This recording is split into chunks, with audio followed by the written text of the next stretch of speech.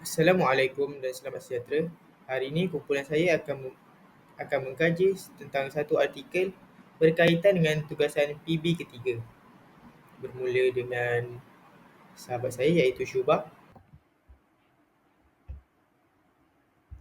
Analisis keutuhan wacana. Yang pertama, keutuhan semantik. Dari segi keutuhan semantik, artikel ini menunjukkan hubungan makna yang logik dan konsisten antara setiap ayat dan peringkat. Contoh daripada jurnal yang kami pilih adalah untuk menciptakan proses belajar mengajar yang efektif dan efisien. Pendidik harus mampu menciptakan suasana pembelajaran yang menyenangkan agar kegiatan pembelajaran banyak diminati oleh siswa. Ayat ini menunjukkan hubungan sebab dan akibat yang jelas. Keseluruhan artikel mengekalkan makna yang konsisten, iaitu pentingnya psikologi pendidikan bagi guru dalam memastikan keberkesanan proses pembelajaran. Tiada percanggahan isi atau perubahan tema yang ketara. Ini adalah contoh yang terbaik untuk keutuhan semantik. Seterusnya,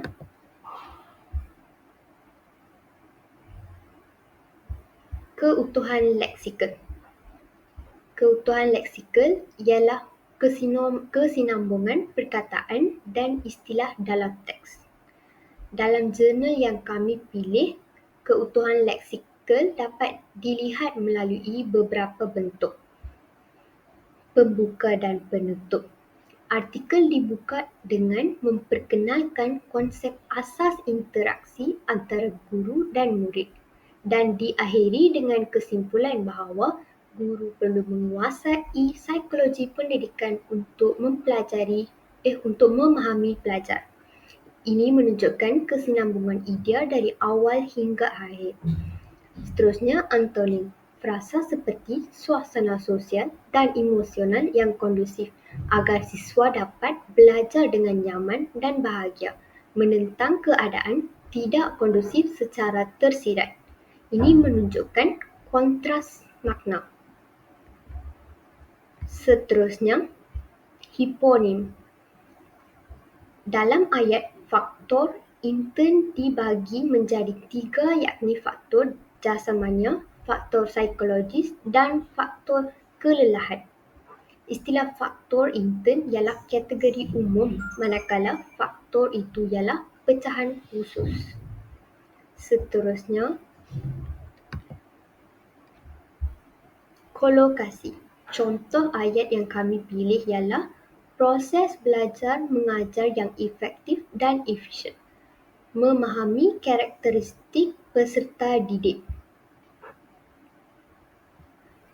Ini menunjukkan gaya akademik yang asli. Seterusnya, sinonim. Frasa guru sebagai pembimbing, pendidik dan pelatih menunjukkan kepelbagaian leksikal yang mengekalkan makna.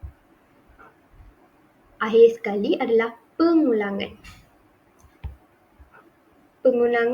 Pengulangan istilah psikologi pendidikan diulang berkali-kali untuk menegaskan fokus utama artikel. Seterusnya, keutuhan gramatikal. Ini bermaksud sebagai hubungan struktur ayat dan penggunaan tata bahasa yang menjadikan teks tersusun dan mudah difahami. Terdapat beberapa penanda penting yang digunakan, iaitu penanda rujukan, penanda penggantian, penanda elipsis dan penanda penghubung. Pertama, penanda rujukan. Seperti dalam ayat, penelitian ini bertujuan untuk mengumpulkan informasi yang cukup. Studi ini menyatakan bahawa setiap pendidik dituntut. Perkataan ini menghubungkan ayat kepada konteks yang sama. Seterusnya, penanda penggantian. Contohnya, frasa faktor-faktor demikian menggantikan senarai faktor sosial dan emosional yang disebut sebelumnya. Seterusnya, penanda elipsis. Contoh ayat, pelajar A lulus, pelajar B tidak lulus. Bentuknya seumpama. Ini tidak digunakan secara eksplisit, tetapi elipsis berlaku apabila makna tersirat dapat difahami tanpa diulang semula. Akhir sekali, penanda penghubung seperti maka dari itu, selain guru dan oleh kerana itu. Ini adalah contoh-contoh yang menghubungkan hujah dengan lancar. Seterusnya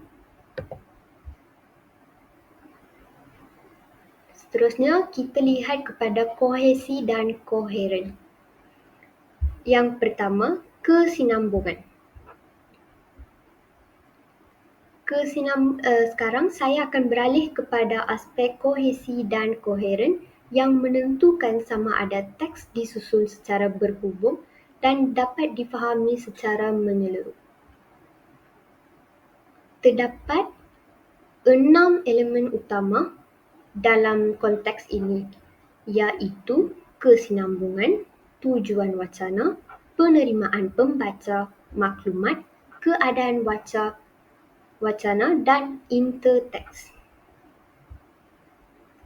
Yang pertama, kesinambungan. Artikel ini mempunyai kesinambungan yang jelas antara ayat dan perenggan.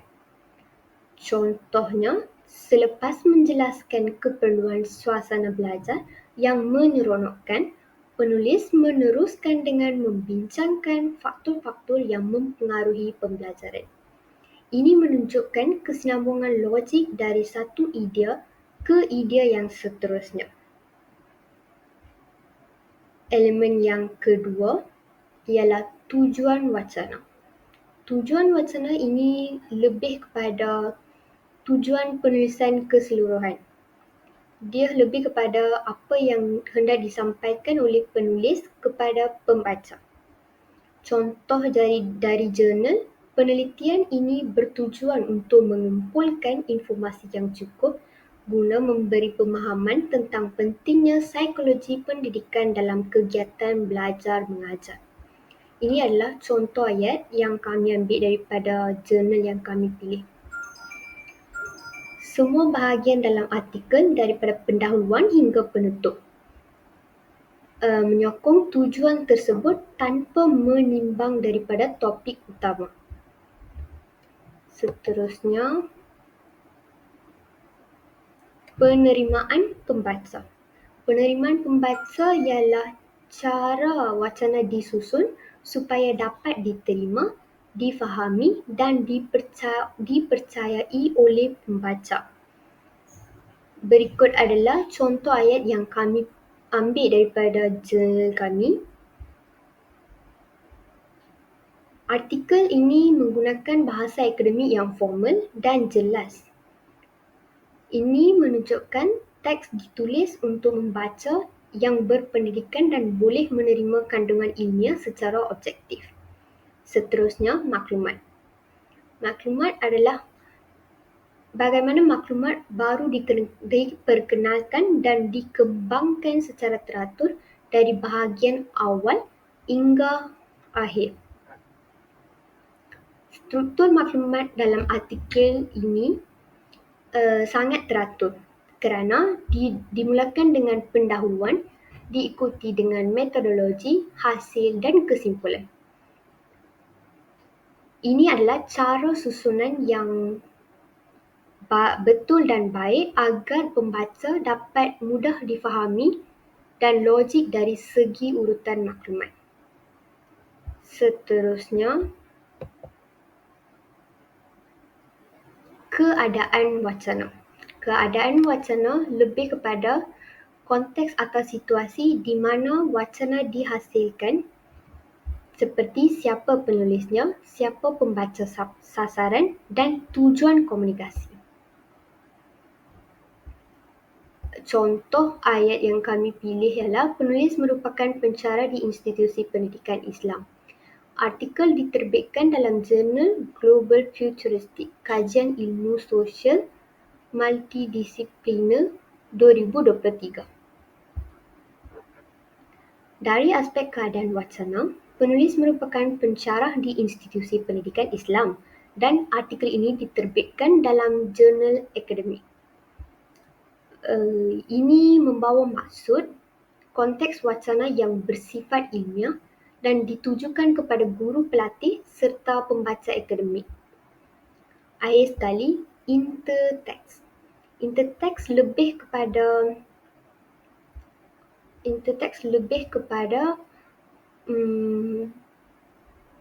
teks atau sumber lain yang dirujuk. Lebih kepada rujukan lah. Artikel ini banyak merujuk kepada kajian terdahulu seperti Nofri Dodi 2016, Adams dan Lise dan Tas Adi 2019.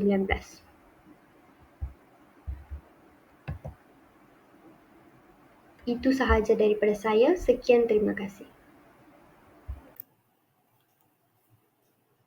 Seterusnya, kejelasan isi.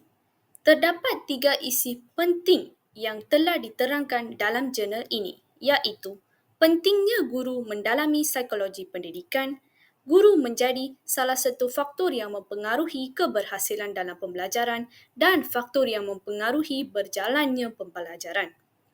Isi-isi tersebut telah diterangkan secara jelas dan padat. Saya telah meringkaskan isi-isi tersebut mengikut pemahaman saya. Yang pertama, pentingnya guru mendalami psikologi pendidikan. Pengetahuan tentang psikologi pendidikan sangat penting bagi dunia pendidikan kerana psikologi pendidikan berhadapan dengan peserta didik yang unik dari segi ciri-ciri psikologis seperti tingkah laku, kepribadian, sikap, minat, motivasi, perhatian, persepsi, daya fikir, intelijensi dan fantasi. Perbezaan ciri-ciri psikologis ini perlu diketahui dan difahami oleh setiap guru atau instruktor agar proses pembelajaran dapat berhasil.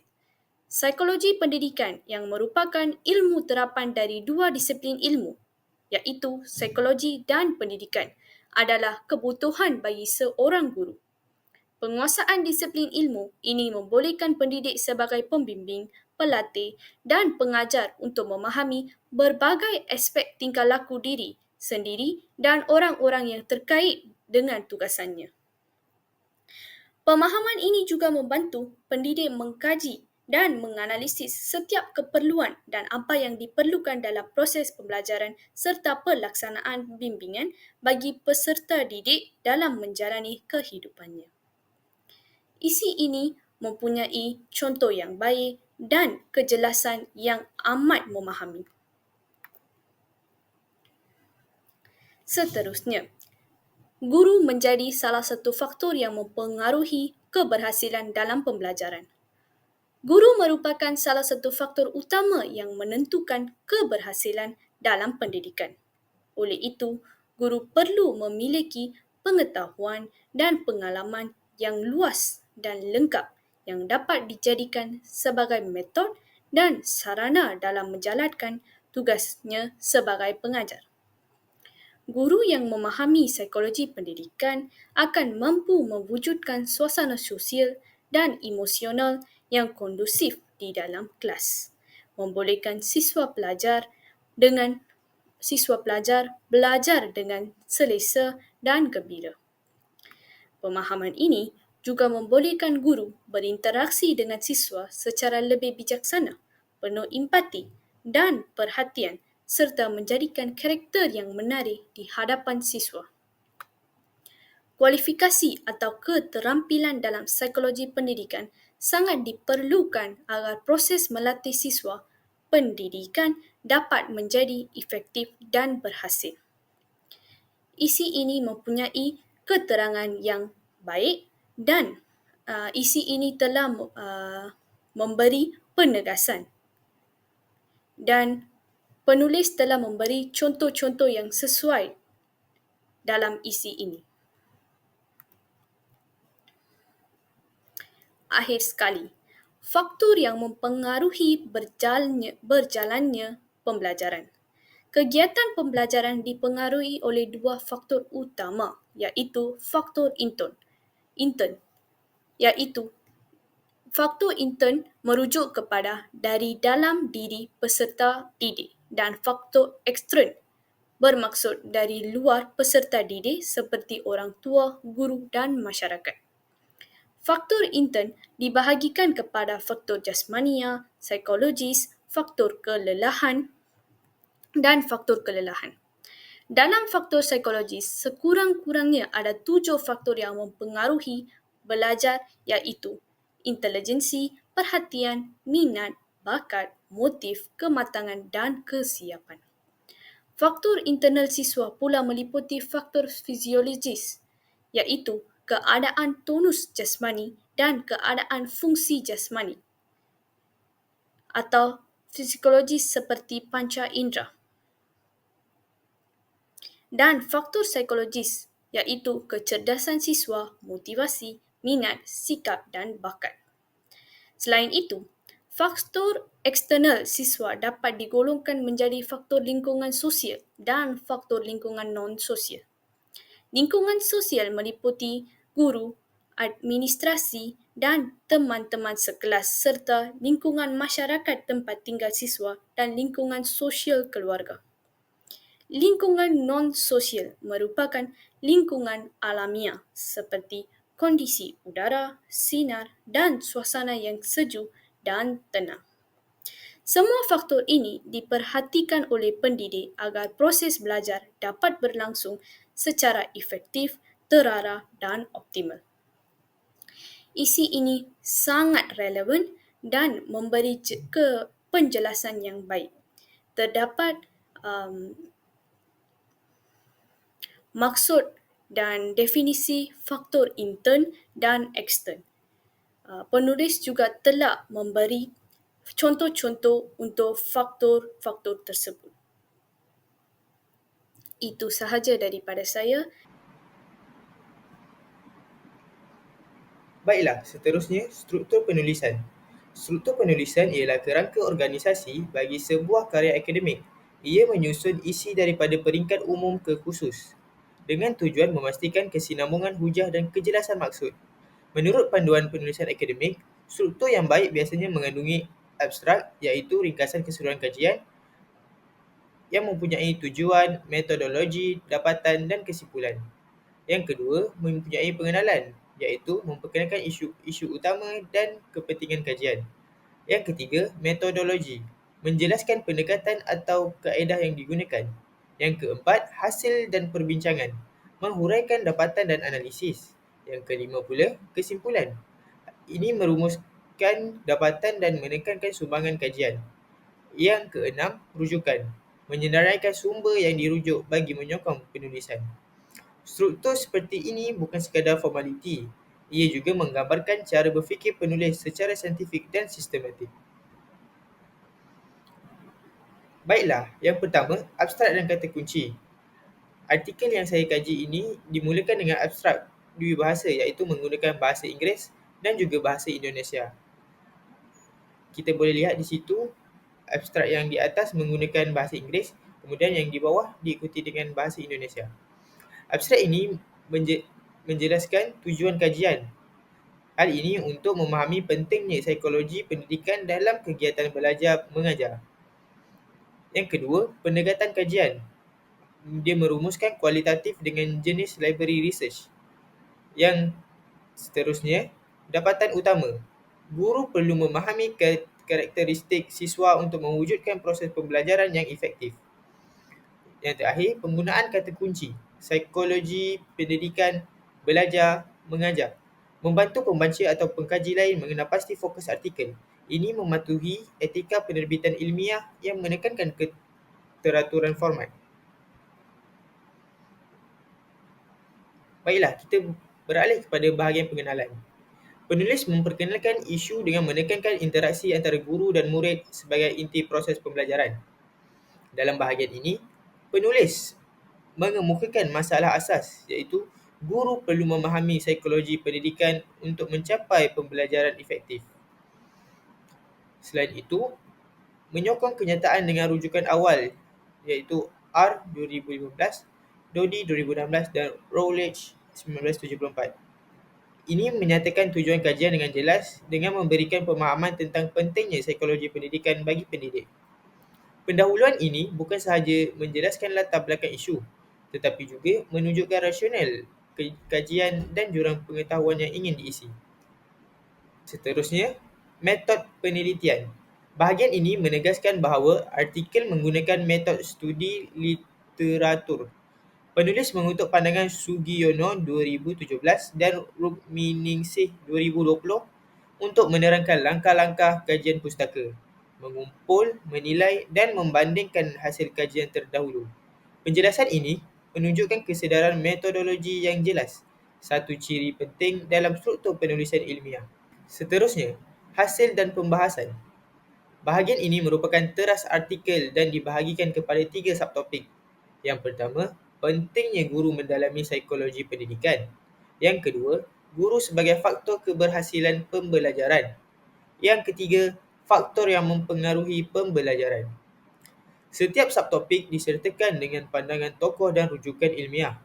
Hal ini menjadikan struktur perbincangan menjadi tersusun, berpaksikan bukti dan saling berkait antara satu sama lain. Contohnya, dalam subtopik pertama, penulis menggunakan hujah Dodi 2016 dan Yuni et al. 2020 bagi menunjukkan bahawa guru perlu memahami aspek psikologi pelajar seperti minat, motivasi dan kepribadian. Manakala, subtopik ketiga, faktor pembelajaran, mengaplikasikan teori Slameto 2003 dan Tasadi 2019 untuk menjelaskan perbezaan antara faktor dalaman dan luaran yang mempengaruhi proses belajar. Struktur yang berlapis ini menjadikan artikel mudah diikuti kerana setiap bahagian berfungsi sebagai kesinambungan hujah daripada bahagian sebelumnya. Kita beralih kepada penutup. Penulis menutup artikel dengan rumusan yang sangat jelas dan padat. Kita boleh lihat ayat yang digunakan ialah seperti ini.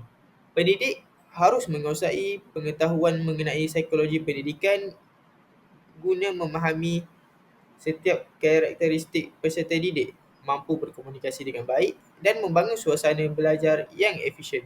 Kesimpulan ini menegaskan kembali objektif awal kajian dan menghubungkannya semula dengan isu utama yang dibentangkan dalam pendahuluan.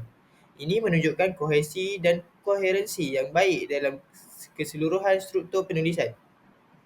Kesimpulan bagi aspek struktur secara keseluruhan, artikel ini menunjukkan aliran penulisan yang sistematik dan teratur. Seterusnya, keseimbangan antara teori dan analisis. Selain itu, keterpaduan antara bahagian-bahagian penulisan. Struktur seperti ini menjadikan artikel bukan sahaja mudah difahami, tetapi juga mencerminkan keutuhan wacana ilmiah dan profesionalisme penulis dalam menulis karya akademik. Yang terakhir ialah daftar pusaka. Daftar pusaka ini disusun di bahagian akhir dan mengandungi sekitar 15 sumber akademik termasuk jurnal, buku dan artikel dalam talian. Rujukan disusun mengikut abjad dan menunjukkan pelbagai sumber dari tahun 2003 hingga 2021. Ini menandakan bahawa artikel disokong oleh literatur yang relevan dan berwibawa. Seterusnya, penggunaan rujukan. Rujukan merupakan sumber ilmiah yang digunakan untuk menyokong hujah dan dapatan kajian. Tujuan utama penggunaan rujukan ialah yang pertama, menyokong hujah dengan bukti dan pandangan pakar. Yang kedua, menunjukkan pembacaan luas penulis. Yang ketiga, mengelakkan isu plagiarisme. Yang keempat, memberi peluang kepada pembaca untuk menelusuri sumber asal. Dalam konteks akademik, rujukan yang baik haruslah sahih, iaitu daripada sumber yang diiktiraf seperti jurnal, buku ilmiah atau laporan akademik. Selain itu, mestilah relevan berkaitan dengan topik yang dibincangkan. Seterusnya, terkini dalam tempoh masa yang sesuai dengan perkembangan bidang kajian. Akhir sekali, konsisten dari segi gaya penulisan sitasi.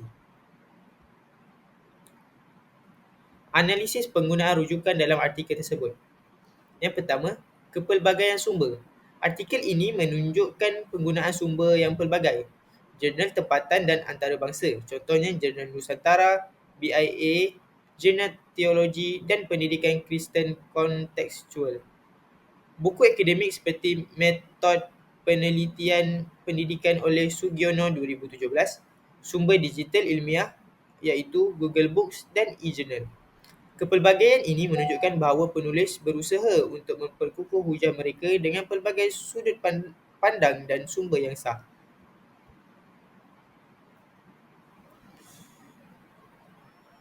Selain itu, keterkaitan rujukan dengan isi. Rujukan digunakan secara langsung untuk menyokong hujah, bukan sekadar hiasan akademik. Contohnya, Pandangan Dodi 2016 digunakan bagi menjelaskan kekurangan guru dalam menguasai psikologi pendidikan. Kita beralih kepada rujukan Slameto 2003 dan Tasadi 2019 yang digunakan untuk menyokong bahagian faktor yang mempengaruhi pembelajaran. Seterusnya, Roni Putra et al. 2021 pula digunakan bagi memperkukuh hujah tentang keperluan guru memahami aspek perilaku dan motivasi pelajar. Ini menunjukkan penggunaan rujukan yang berfungsi, bukan sekadar formaliti. Selain itu, konsistensi gaya penulisan rujukan. Walaupun senarai rujukan disusun dengan baik dan lengkap, terdapat sedikit ketidakkonsistensian dalam gaya citasi teks. Contohnya, ada rujukan yang disebut tanpa tahun atau tanpa format apa yang penuh. Ada juga yang menggunakan gaya langsung seperti R 2015 yang kurang spesifik. Namun begitu, kelemahan ini tidak menjejaskan kredibiliti keseluruhan penulisan kerana senarai rujukan yang lengkap telah diberikan di akhir artikel. Dalam konteks pelajar atau penulis akademik, ini masih dianggap memenuhi piawaian asas etika penulisan ilmiah. Mari kita lihat yang saya katakan tadi itu. Pendahuluan seperti yang saya sudah highlight, R 2015 itu. Isunya ialah hanya disebut sebagai R 2015 tanpa nama penuh penulis. Hal ini tidak selaras dengan gaya format apa yang sepatutnya memaparkan nama keluarga penulis dan tahun. Contohnya, Rahmat 2015 ataupun Routledge 2015. Ini menjadikan rujukan sukar dijejaki dalam senarai daftar pusaka.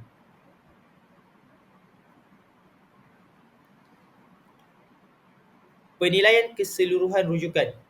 Artikel ini menunjukkan kekuatan dari segi relevansi sumber. Semua rujukan berkait langsung dengan psikologi pendidikan. Selain itu, kuantiti mencukup.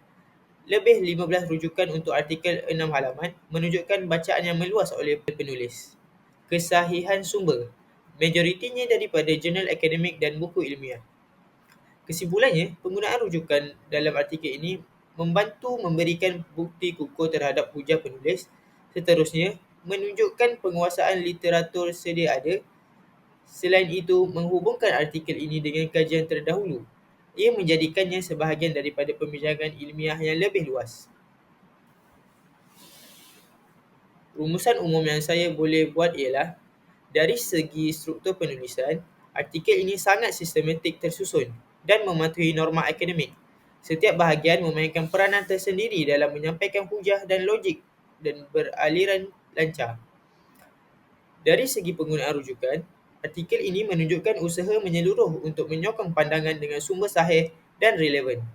Walaupun gaya citasi masih boleh diperhalusi untuk mencapai konsistensi penuh, kedua-dua aspek ini menjadikan struktur penulisan yang kukuh dan rujukan yang tepat serta merupakan asas penting yang menjadikan sesebuah artikel ilmiah berkualiti tinggi, beretika dan berautoriti. Sekian, itu sahaja daripada saya. Terima kasih.